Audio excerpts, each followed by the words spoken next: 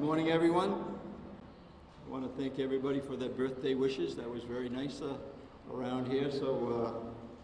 But on to business. Like I said, after our first 100 days last week ended, the work continues. And today is a moment for the state of Rhode Island. And as I've said many times, this is the time, if there's ever a time to connect our community with our policing, this is the time to do it. And with the announcements that are made today is a big step in that direction. So I want to thank everybody for joining a first of its kind statewide body-worn camera program for Rhode Island. 1,700 uniformed police officers will benefit from this. Today, Rhode Island takes an important step forward in strengthening police community relations in our state. We are here taking this critical step because of an incredible collaborative effort. I often say, it only works if we work together. And this is a great example of that. First, I'd like to recognize our Attorney General, Peter Neronha, for his leadership, who has been dedicated to this effort for quite some time. Thank you, Attorney General. Thank you so much.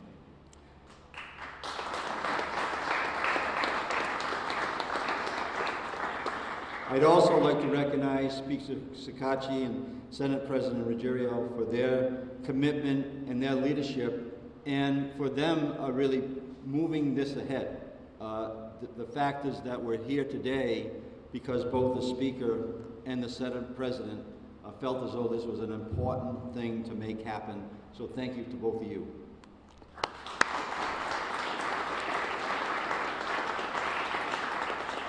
Along with the sponsors of the bill, you always have to have sponsors of the legislations and sponsors of the effort. So thank you, Representative Jose Batista, and along with Senator Jonathan Acosta. Thank you so much.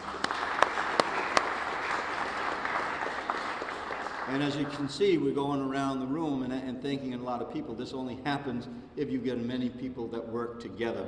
So as well as Colonel Manny, thank you, Colonel. Thank you for your leadership, and the team at the State Police and the Department of Public Safety, who will play an important role in getting this program up and running. Thank you. We are also grateful for the support and collaboration of community partners like Jim Vincent and then NAACP Providence Branch, Ralph Ivosky, who from the National Association of Government Employees, International Brotherhood of Police Officers, and Chief Ramsey, and the Rhode Island Police Chiefs Association. The Police Chiefs Association, who we have met with, has been a strong leader on this issue and has pledged to research and support this program, and we thank all of you for that. Thank you. The statewide body-worn camera program involves three major pieces.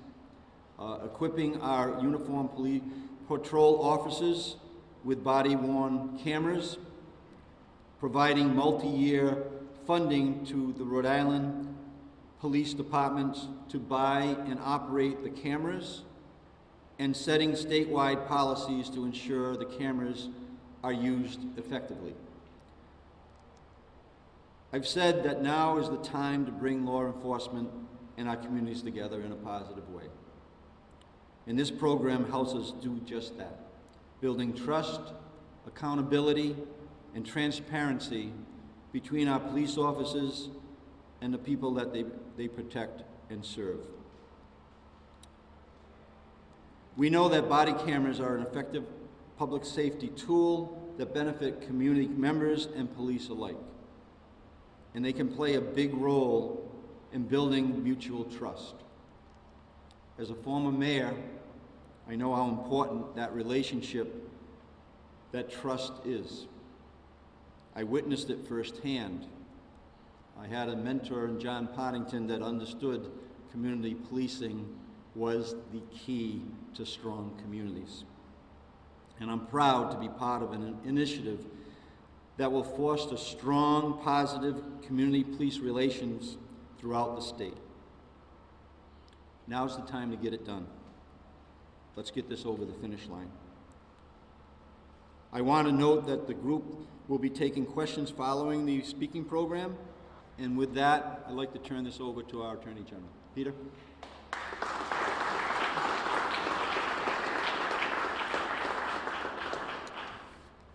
Thank you, Governor, and happy birthday to you. Thank you for your leadership. And, you know, my mother often tells me that when I'm speaking to the public, you know, usually to her through the television, I don't smile enough. And I try to tell her that usually when the Attorney General or the U.S. Attorney is announcing something, it's usually not good news. But today is not one of those days. Today is a good news day, a good day for law enforcement, the community, and the people of the state of Rhode Island as a whole. The governor is exactly right that this was an incredible team effort by all branches of government, by their respective staffs, by the community, by my own office, police chiefs. You know, certainly it starts with the governor, the Senate president, and the speaker, because without their support, this day doesn't happen. And so I want to thank all of you, Speaker Sakarchi, Senate President Girio, and Governor, for your tremendous support, both your personal support, we had individual conversations about this issue, and the support of your teams. Now, I want to thank Providence Police. Commissioner Parry's here. You know, Providence, in many ways, set us on this path by showing what body cams can do for transparency and accountability.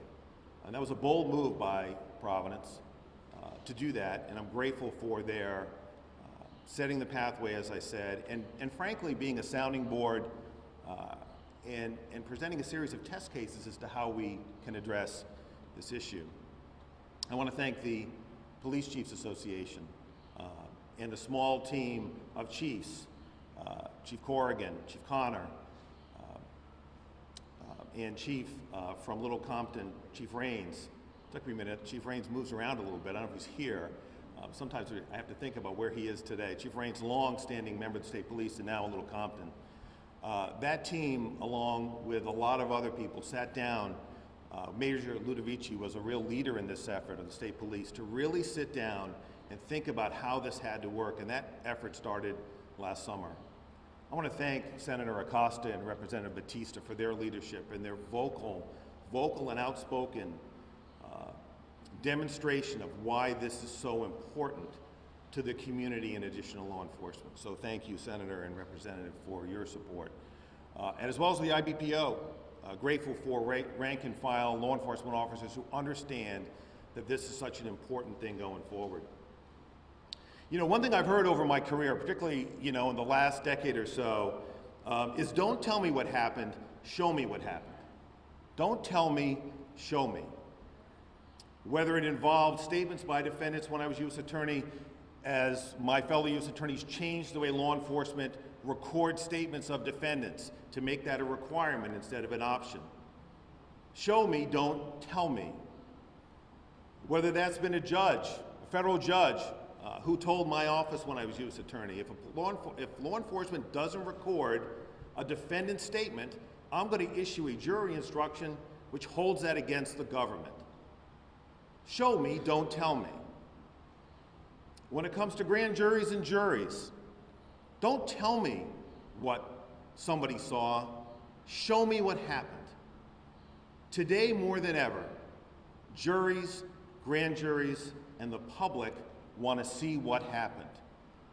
Don't tell me, show me. And that's why body cameras are so important. They're important because it's an opportunity to hold law enforcement accountable in those instances where it's necessary. It's also an opportunity to show the public that police officers, as I believe they do, many, many, many times, if not most of the time, did it the right way. Show me, don't tell me. It's an opportunity to build community trust for the vast majority of Rhode Islanders that are left to decide for themselves what the truth is if we can't show them what happened. Show me, don't tell me. Body cameras can do that. They may not be able to tell us everything, but they'll tell us a lot more than what we know right now. I can't tell you how many times as a prosecutor, it just happened yesterday, I've sat in a room or stood in a hallway with other prosecutors, sometimes with law enforcement, but sometimes it's just us, the lawyers, as we're trying to figure out what kind of case we can bring and whether we can prove it.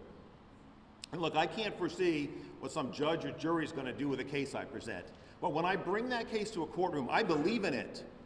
And for me to believe in it, I have to know what happened. And if someone can show me and not tell me, then I know. Unfortunately, I don't always have that level of evidence.